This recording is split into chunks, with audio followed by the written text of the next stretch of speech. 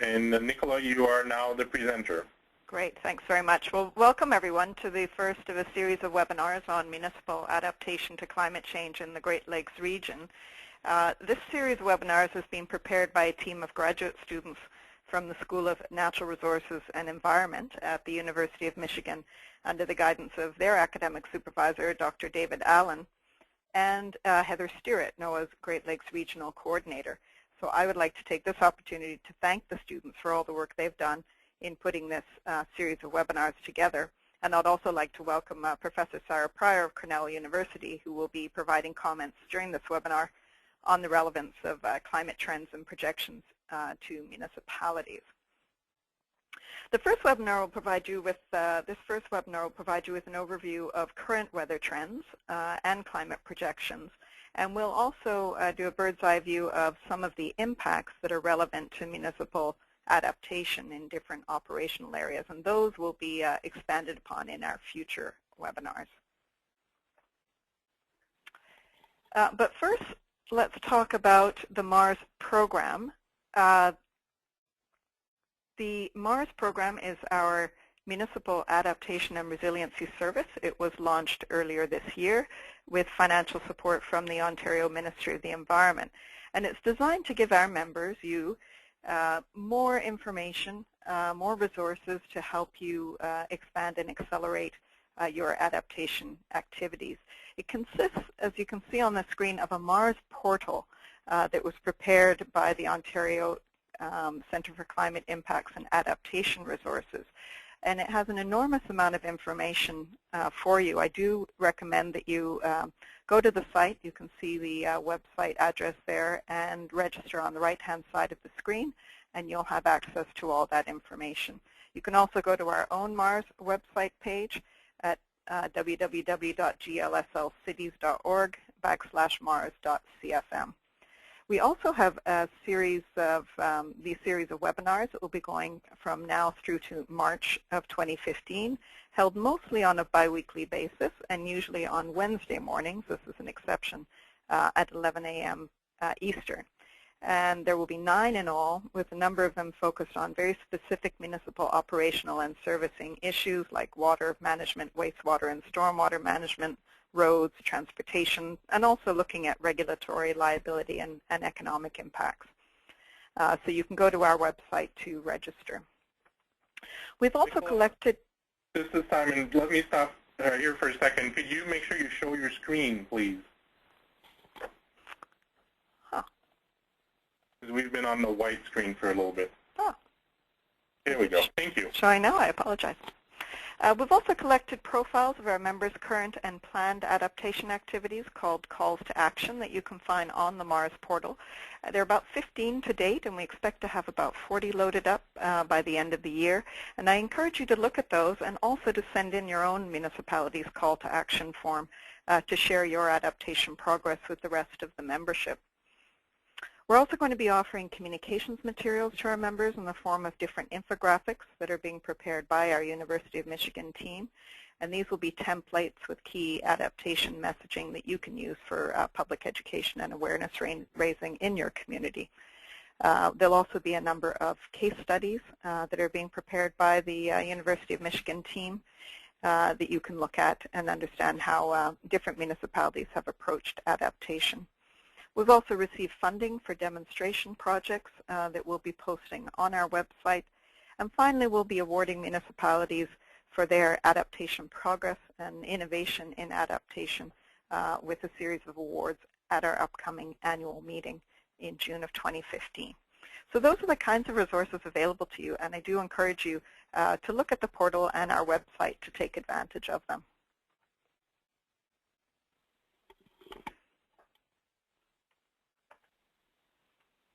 Now, Simon, now that it's showing, it won't change to the next.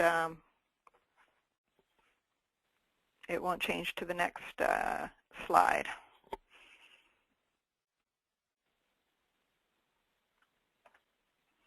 Do you have a sense of why that might be occurring? It's part of the same PowerPoint presentation? Oh, it is, yeah. There we go. There you go. It's part of the slight lag that I was explaining yesterday. Fine. So let's get on with the webinar, which is about these different historical trends and projections. As you know, climate change is a global phenomenon, but it is the local impacts influenced by the Great Lakes in particular that are impacting municipal governments. So today we'll explore that important role that those regional variations play in shaping how climate change is going to impact the region and your municipality.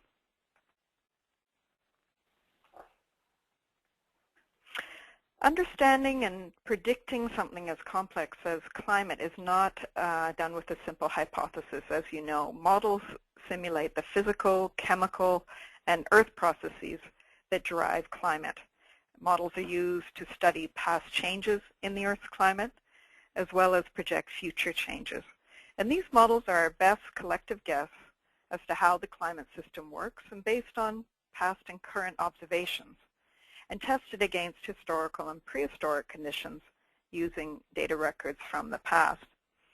There's a lot of interest amongst municipalities, for obvious reasons, in downscaled projection data. Downscaling is a process of progression from a broad global or national scale to a regional or local scale. In the case of climate change, researchers are taking predictions made by global climate models and extracting statistical information on a regional or even local scale. We need to downscale global climate information to the regional scale because global models don't have the resolution to handle local topographic features like mountains, valleys, lakes, that all have an impact on local and regional climate. But downscaling involves adapting the larger global climate projections to account for these features. However, there is uncertainty associated with downscaling. It's important to understand that climate models, as sophisticated as they are scientific tools, but they are not crystal balls. They are critical tools, though, that are used by decision makers and planners to build our communities for the future. Adaptation specialists recommend that when you are making plans to adapt to anticipated climate change impacts, you should consider both the historical trends and the future projections.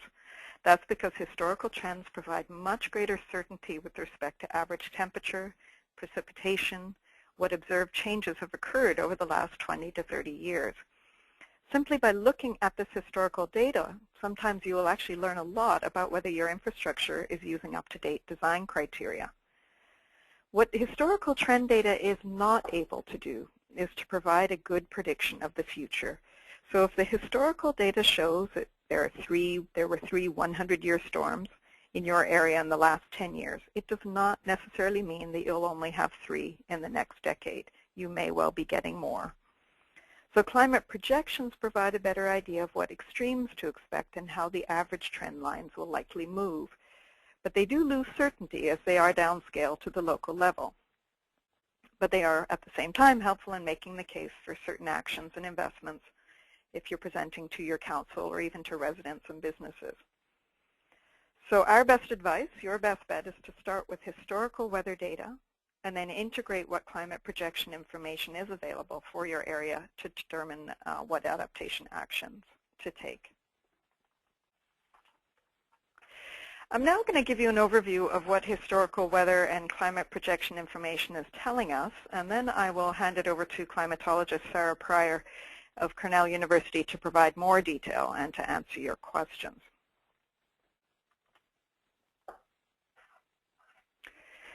The Great Lakes region has a unique and diverse climate influenced by our location in the middle of North America, a large landmass, and the presence of the Great Lakes. The Great Lakes gain and lose heat more slowly than surrounding landmasses. Warm temperatures over land rise and are cooled. A lake breeze front pushes the air up and over the lakes, and cooler air is blown off the lake toward the shore, cooling temperatures along the shoreline. This will not change in light of broader scale climatic changes. However, it will have some important effects. Summer temperature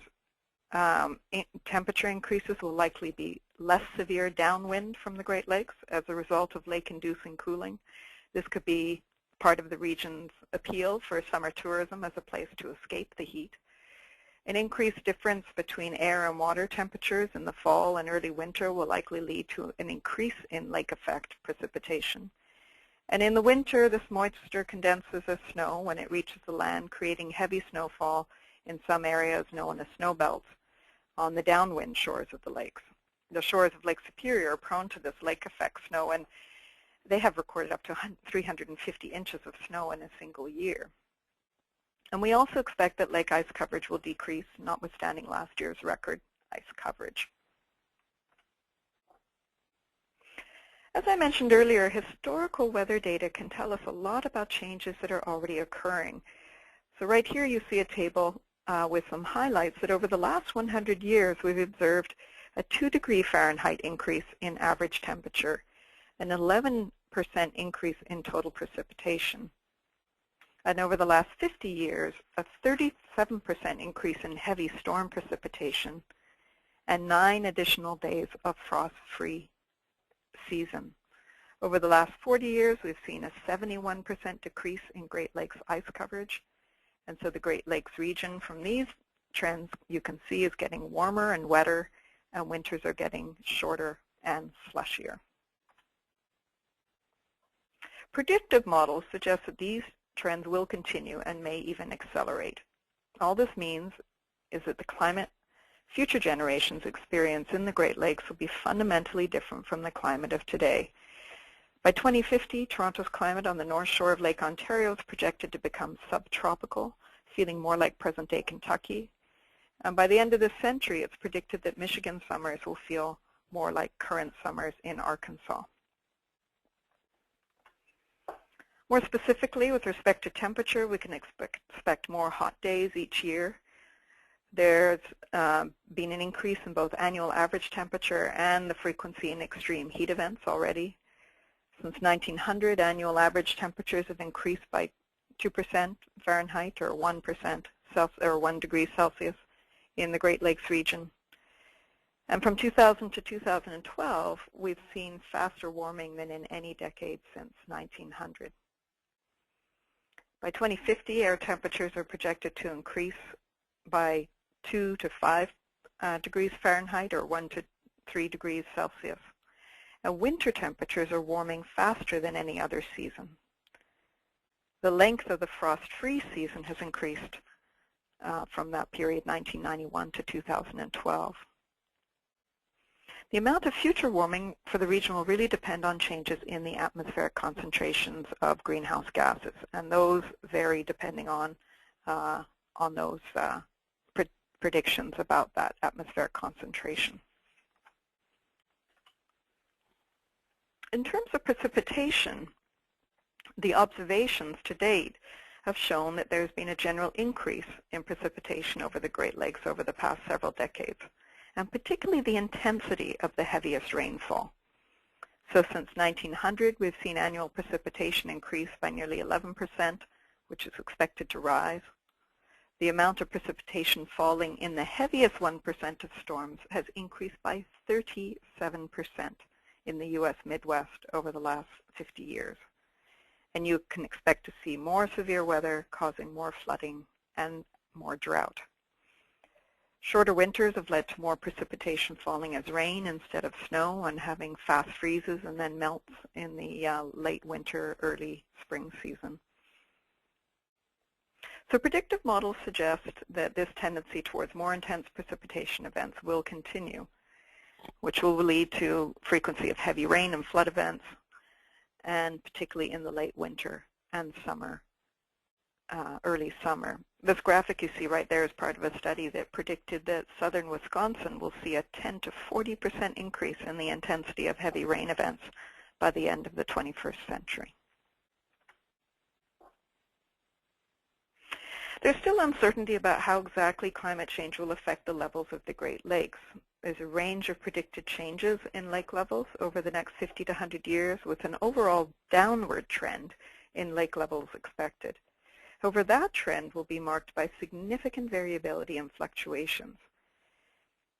Based on most peer-reviewed studies, scientists currently believe that lake levels will fall over the next century, but as I said, great year-to-year fluctuations or variability. One predicted impact of rising temperatures in the Great Lakes is a reduction in the ice cover.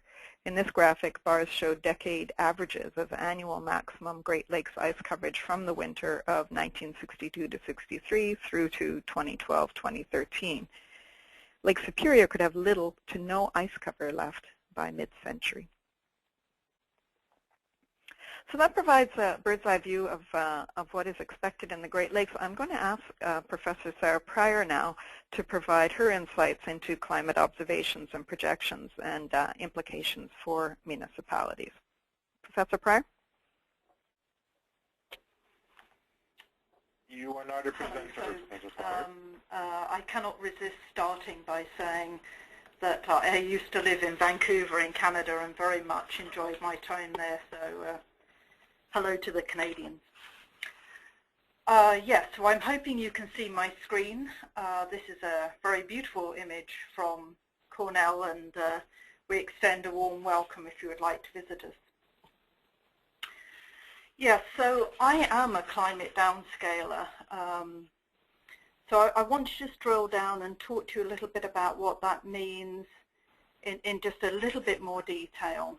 So if we think about this process of making climate projections, we need to be careful about our terminology. They are never going to be forecasts and they are never going to be predictions.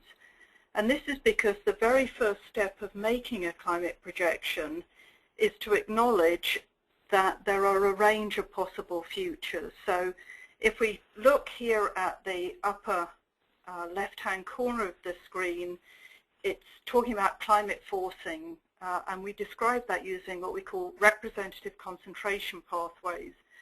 So these are scenarios based on possible futures of population growth, our energy mixture, the ways in which we modify the atmosphere and the land surface.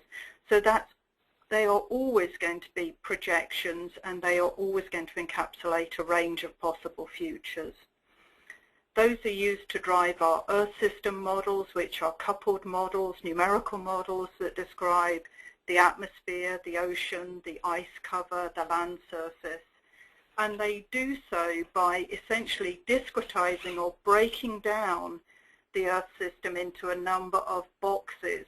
And this red mesh that I hope you can see shows a typical resolution of a global climate simulation model. It's on average now about 2 degrees by 2 degrees, so about 200 kilometers by 200 kilometers. If we want to get more information about the changes in our locations, we need to use downscaling, and downscaling introduces more spatial information but also more temporal information in terms of climate variables. So we can downscale using two different approaches. The first is to apply a numerical model over a limited area and run that model at higher resolution. This we refer to as regional climate modeling. So in the upper right-hand panel there, you can see that if we run at higher resolution, again shown by the red mesh, the variability across the Rocky Mountains becomes better described, and the Great Lakes become more evident. So we are gaining spatial information. All of the area that is not modeled by the regional climate model, we use information provided by the global model. So essentially the regional climate model is allowing you to simulate at higher resolution over a smaller area of the globe. The alternative approach is what we call statistical downscaling, where we take information about the atmospheric state from our global model and we relate that statistically to the point information or very localized information. So we are building what we call transfer functions that take information about the large-scale atmosphere and relate that to the local scale phenomenon. So this requires we have historical data to train that transfer function, and then we apply it to a future climate state. this comes back to a point that Nicola was making, which is that clearly we don't have a crystal ball. There is uncertainty as we make those climate projections. They come from uncertainties about the concentration pathways. You know, for example, we simply don't know what the global population will be in 2050. We can make some estimates of it. Our global models are not perfect, but by applying many... Oh, I'm dreadfully sorry, somebody's phoning me. Try and ignore the buzzing that's going on in the background. I'm ever so sorry about that. That's rather funny. Let's hope they hang up soon. So we can apply multiple concentration pathways, multiple global models, and then multiple downscaling approaches to map out what we call the uncertainty space. So this gives us a range of possible futures. So even though I've sat in a meeting with the Danish Prime Minister where he said what we want is one number, I think that's a falsehood. We do not gain anything by having one number. What we gain information from is knowing, as shown here in the left-hand bottom panel, what's the possible range of plausible futures. It doesn't fully map all possible futures because none of our climate models incorporate a scenario where a meteor hits the Earth. Well, that's unlikely, but it's still a possible future. So we have to be realistic and say we capture most of the likely future states. If we think about our region and just briefly, I've expanded out here to include much of the Great Lakes, but also moving westward. This region, incidentally, is nice in terms of the ADD members of the group because it contains 22% of the land, population and GDP of the US, with apologies to our friends from Canada. If we look at this region, we start to see a compelling reason for adaptation, that the warming over the last 30 years is 4 times as rapid as the warming over the last 110 years. So this is, of course, the call to arms. We also see by looking at the right-hand panels there that this idea of mapping the uncertainty space, so this is a single projection of regional mean annual temperature anomaly, where the length of the bar here for different emission scenarios, the length of the bar tells us what's the range of our global climate model. So this is an estimate of the uncertainty in our projections, and I think we have to try and embrace the utility of having that range. What it also shows in the red bar there, that when we use a regional climate model to downscale, we are adding spatial variability. We typically do not greatly modify the total temperature signal. So we are adding spatial discretization. The regional climate models typically do not drift if we aggregate back up in space from their global climate model parents. And of course, neither should they.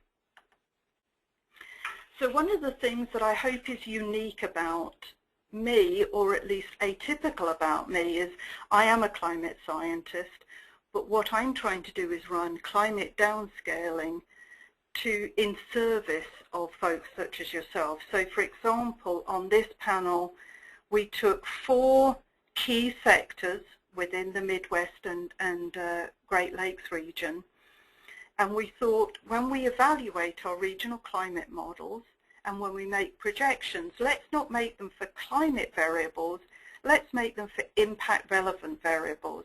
So as a key example, let's not look at the mean regional temperature because no impact is related to that. Let's look at the mean summertime maximum temperature because we know, as shown here in the upper left-hand corner, that most row crops show a very strong response in yield to the mean of each daily maximum temperature during the summertime period. So here we're just showing corn, and it shows that as that summertime maximum daily temperature increases, we see a decline in yield, and that yield can be up to 20% deficit over the annual average. Equally, if we think about transportation, what are the impact relevant variables? Well, they are, of course, as you all well know, things like extremely heavy rainfall. So 55% of arrival and departure delays at Chicago O'Hare, which is the region's busiest airport, are linked to adverse weather, heavy rain, icing, and high winds. So in terms of thinking about the way we should use climate downscaling, we looked at the top 10 wettest days. So these are typically our deeply convective, pouring rain days, but also the wettest 5-day period, so wettest pentad, because we know that's linked to road traffic accidents because of excess water on our roads.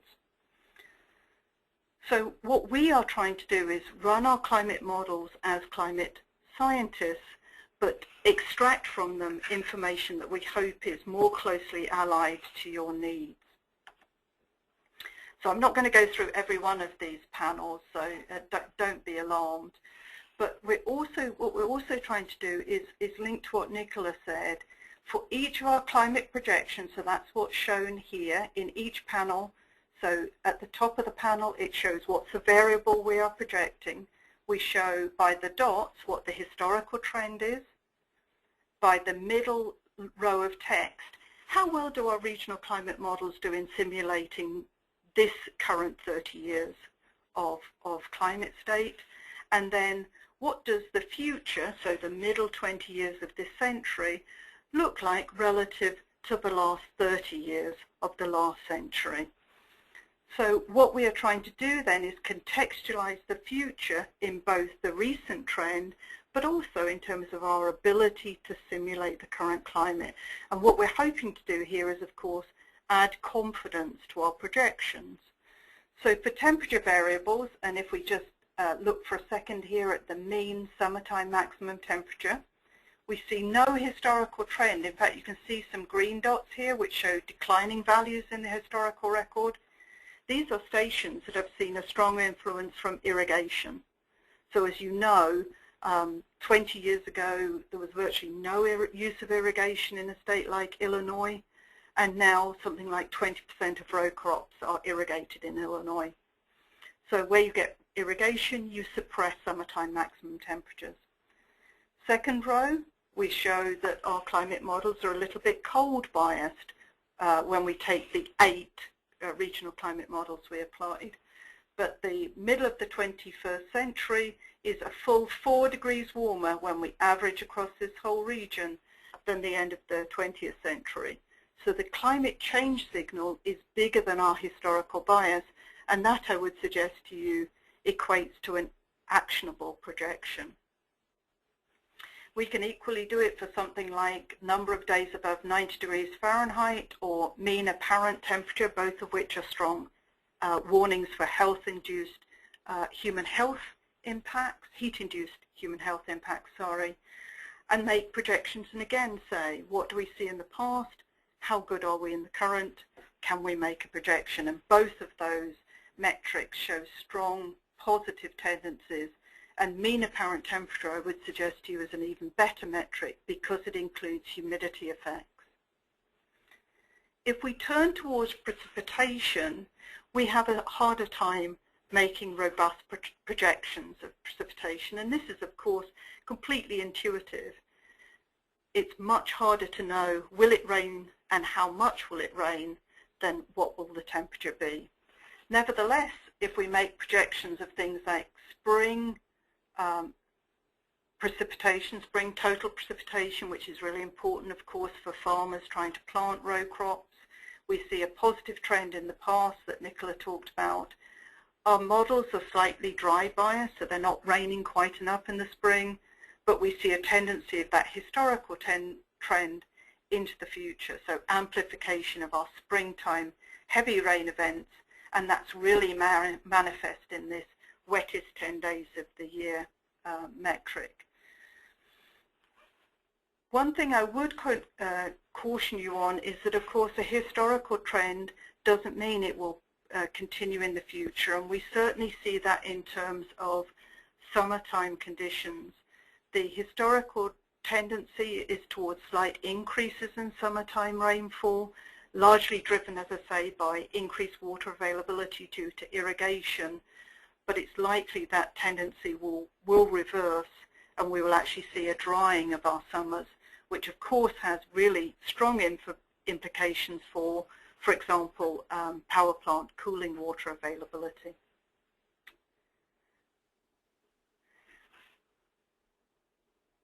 I'm putting up this slide just to give you a sense here that we are using multiple downscaling approaches. So the slide I just showed you showed projections from regional climate models, so numerical downscaling. This is an example from our work where we used statistical downscaling. And the power here is that these approaches are entirely independent. And yet they are showing the same tendency, certainly for the northeast, of wetting during both our cool season and our warm season, and equally drying during the warm season to the south of the Great Lakes in our major agricultural areas. So again, this can be a way of building some confidence if we have similar results from entirely independent analyses. I want to end with perhaps a slight plea to you, and that is that in my opinion, working with major infrastructure risk, much of our risk derives from extreme wind events and icing. This is, of course, both individually and in combination. What we see from our downscaling is a tendency within the Great Lakes region towards higher wind speeds. That's shown in the upper panel here, that our 1 in 20 year extreme wind speed shows slight tendencies towards increases. But we have virtually no data to evaluate our models on. So anytime that you have an opportunity to advocate for atmospheric measurements, please do so. And equally, icing, again, we have very little data, and importantly, we have very little data in terms of what kinds of variables are important to you as you think about risk portfolios. So if you have data or information you'd be willing to share, please do contact me, because we need to know what about extreme winds and what about icing frequency, intensity, occurrence is really important to you, so that we can target our research better. Okay, so I think that my glass is half full. I wish it was with wine, but actually it's with coffee. I'm going to try and persuade you that climate science is generating actionable projections. It's true, we don't know everything, but I can tell you warming is absolutely inevitable. Warming and wetting and continued ice cover declines for the Great Lakes is absolutely inevitable. It's true we need to invest further in research to look at some of those other, perhaps what we might call more exotic variables, such as extreme wind and icing, and I hope that the climate science community can rely upon you to be vocal in your support of this kind of work. Last but not least, I've listed a couple of information sources from federal US sites and a link to the National Climate Assessment. And of course, I'm going to tell you that the 2 books that I wrote on climate change are absolutely required reading, because after all, I get a 4% royalty on each book. So if we can sell 10 million, I think I could retire. Thanks for your time.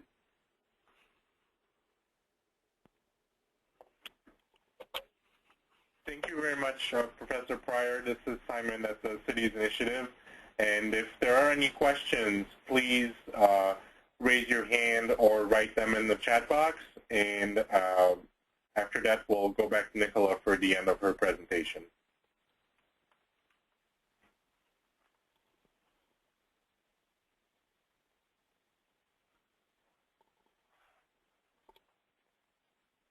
Nicola, in the meantime, the presentation powers are back to you.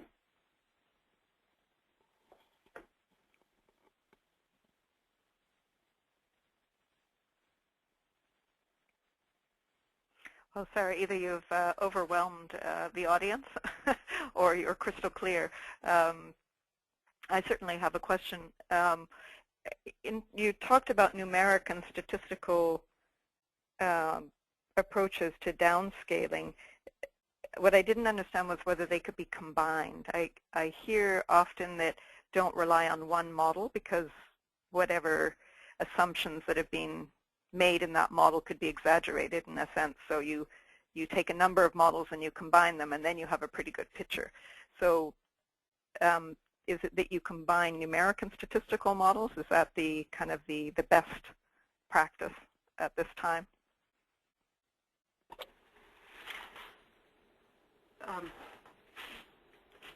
I think, you know, we've been using the 8 regional climate models to try and get a sense of that variability across models. We certainly do combine statistical and dynamic or downscaling. I think there are places where one has greater power than the other. So if I wanted to do temperature downscaling, I would probably use a numerical model. For winds, we see that there are some distinct advantages of the statistical approaches in that they are better able to capture the extremes. But yes, we certainly do combine to use hybrid downscaling. It's, of course, adds a level of complexity, but sometimes you can see some additional added value by using both dynamical and statistical approaches. So yes, I think ideally you would bring out all the tools in the toolbox, acknowledging that, of course, at the end you are going to get a range of outcomes that need to be discussed and weighted appropriately. Thank you.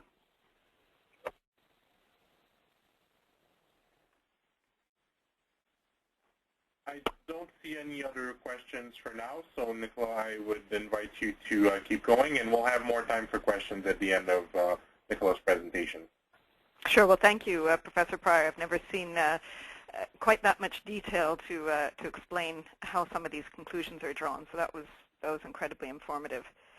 Now we're going to turn our attention to what this all means to you as municipal staff. We'll cover a range of issues with the rest of our time today that look in greater detail, that we will be looking at in greater detail in the webinars in this series. So what will these changing climatic conditions that Professor Pryor described mean for infrastructure design, planning, service delivery in your municipality? What will it mean for municipal finances, for the reliability of electricity supply, economic impact on tourism, on agriculture? All of these things will be affected. But what we'll start with is the most important impact, which is the impact on our residents. Adapting to climate change has to consider public health and safety as a priority. And that's because extreme heat is the #1 natural hazard, killing far more people than any other. Heat can also impact air quality. Smog is more frequent in hot, sunny weather. And poor neighborhoods, people living in poor neighborhoods, and children and the elderly are the most susceptible and are considered vulnerable populations. Just to give you a sense of what heat can do, in Europe in 2003, they had the hottest summer on record. It resulted in 70,000 deaths across the continent. Many of those people were elderly people in their apartments who didn't have sufficient cooling or air conditioning. In Chicago, closer to home, in July of 1995, a severe week-long heat wave hit, with temperatures peaking at 106 degrees Fahrenheit, with a heat index of 126 degrees. Electricity usage skyrocketed, resulting in power grid failures throughout the city. And it was one of the worst weather-related disasters in Illinois history, killing 525 people over a 5-day period. And we are expecting more extreme heat events over the next century. By 2080, the Midwest might see extreme heat events every 3 years. We might see as many as 80 deadly severe heat incidents in cities like Milwaukee or Chicago over a 30-year period. Now, Chicago has taken many measures to mitigate these effects, and in fact has had these extreme heat waves again without anywhere near the level of morbidity. So they have figured this one out, and they are an excellent case study. In Toronto, research using climate change scenarios for the future suggests that Toronto's annual average heat-related mortality could triple by the 2080s, according to the Toronto Public Health Unit.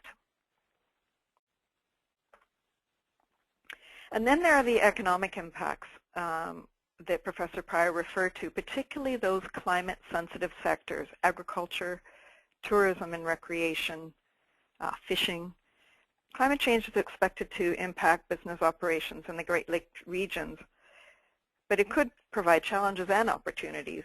Increased energy and raw product market volatility due to more extreme weather events, increased insurance premiums due to more extreme weather events, reduced heating demand, lower heating bills in the winter, increased cooling demand and higher cooling bills in the summer, and shifting business opportunities with the vacation season changing, becoming longer in the summer and shorter in the winter.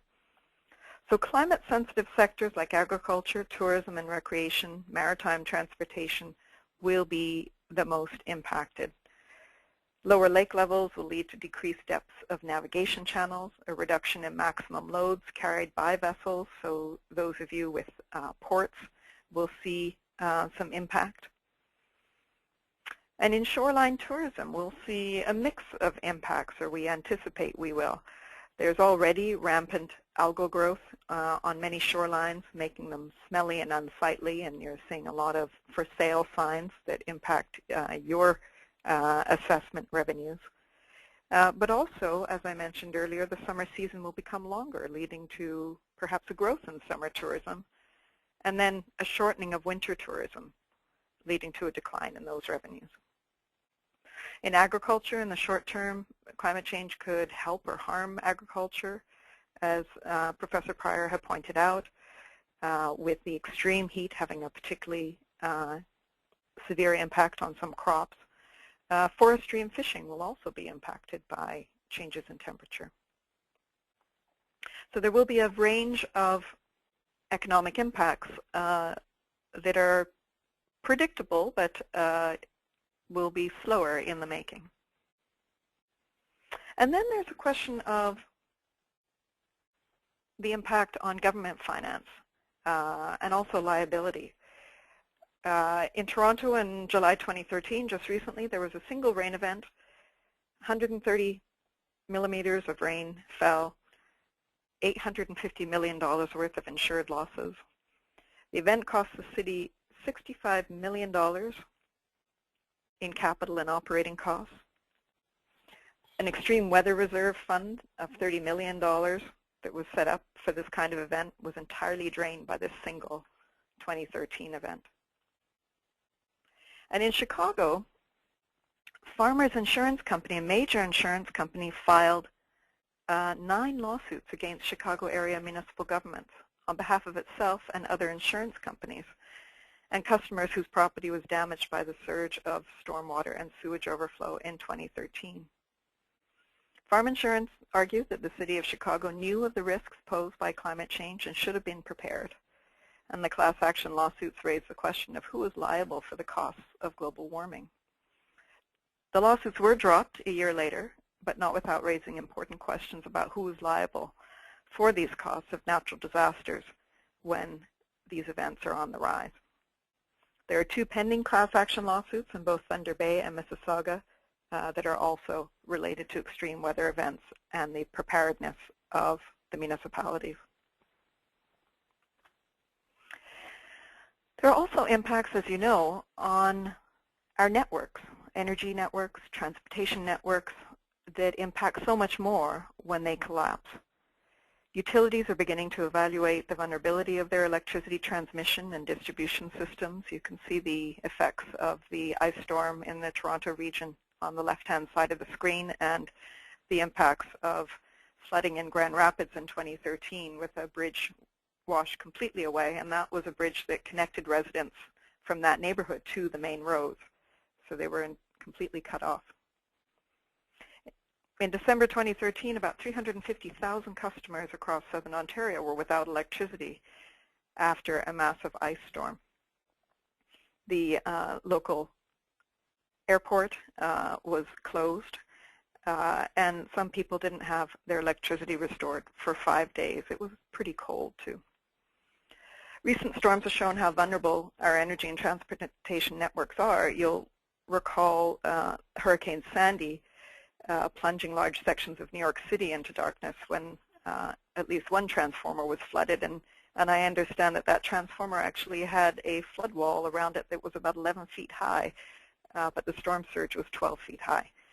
So you can see how difficult it is to gauge what kind of adaptation you need to prevent these types of network collapses. Climate impacts can obviously have a wear and tear on roads and bridges, and we're seeing that with many more rutting, potholes in high traffic areas that can place stress on bridge joints. And so it could become more costly to build and maintain roads and highways. On the other hand, there may be some cost savings and improved mobility because of reduced snowfall and less frequent winter storms. So there will be a mix of impacts there.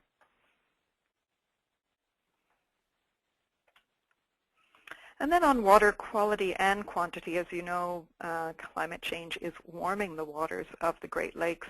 And Professor Pryor talked about the increase in precipitation linked possibly to higher irrigation levels in the region. But also there have been these prolonged droughts and these lower water levels. So there's a mix of the impacts on water quality and quantity in our region. And our communities are so reliant on good water quality and stable water quantity that we are going to feel those impacts quite strongly. In terms of water quality, as precipitation events become more extreme, we're seeing these enormous spring storms. You can almost hear the rush of runoff coming off of rural and urban lands and going straight into the tributaries or into the Great Lakes, resulting in poor water quality and increased risk to public health and safety as a result. During the storms, combined sewer overflows can cause sewage to flow into the lakes. And of the 800 cities in the U.S. with combined systems, 65% of those are in the Great Lakes region. The recent 3-day shutdown of the city of Toledo's water system, serving over 400,000 people, was a graphic illustration of the impact of climate change. It was a result of elevated levels of microcystin toxin in the water supply, and this toxin thrives in warmer waters where algae proliferates. The larger algal blooms are due to a number of causes, but one of them is certainly the warming water temperature. And then on the side of water quantity, the Great Lakes may experience increased drought due to warmer temperatures and increased evaporation between rain events. And as temperatures increase, the loss of soil moisture between rain events due to evaporation could more than offset projected increases in rainfall and flood events. And so this does show the severe drought occurring over the upper Great Lakes last fall.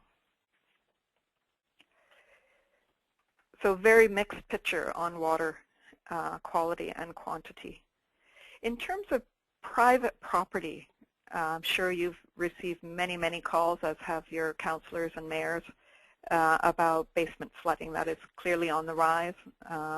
Natural disasters caused $35 billion worth in property losses in 2012, $11 billion more than the average over the previous decade. Here you see a basement that had been flooded during the Duluth floods in 2012. The Moose Horn River flooded over in northeastern Minnesota. It rose nearly 20 feet as a result of almost 10 inches of torrential rains. And this is in the neighborhood of Cathedral Pines and Sturgeon Lake. The Gertson's home was their dream home, about an hour's drive from Duluth. But now they and other residents in the area are struggling to decide whether to stay or leave. 3 months before the June flooding, FEMA had redrawn the region's flood maps, but not everybody, to include these homes, but not everybody was alerted to that fact. The Klossner family saw their house nearly destroyed in the flood. They escaped in a 12-foot motorboat. The flooding gutted they had to gut their home after the flooding, but didn't have insurance money to rebuild. So they've been living with their daughter ever since and have accepted a buyout. These are, quite extreme impacts of this type of flooding that we're seeing in the region.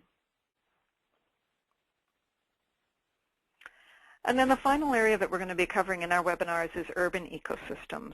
As you know, there's a stress on vegetation from heat and drought, so there are decisions to be made about what to plant in your municipality.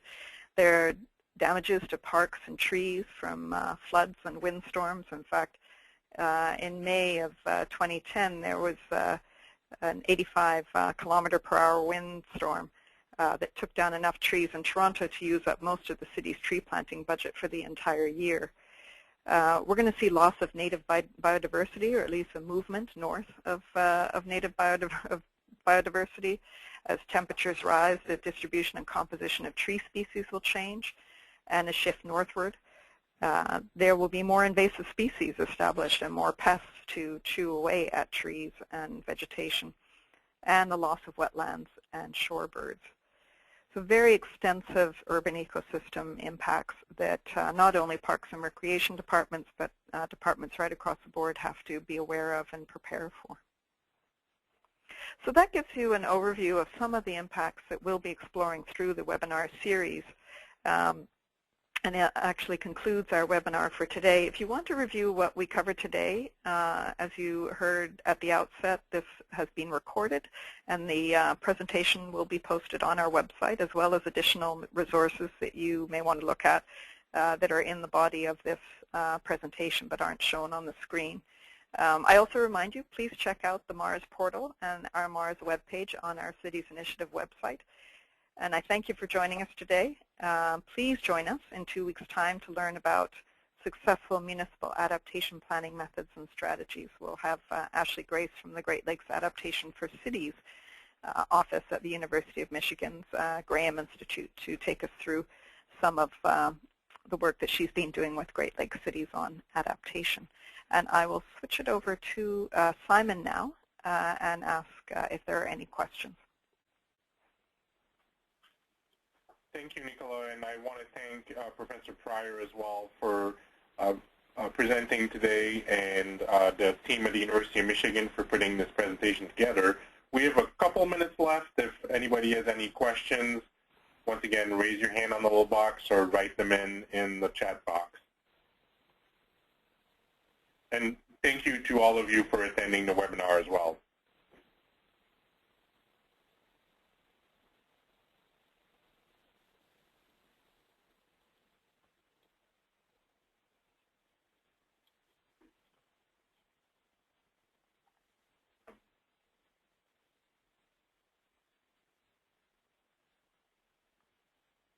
No questions? I am not seeing any on my screen.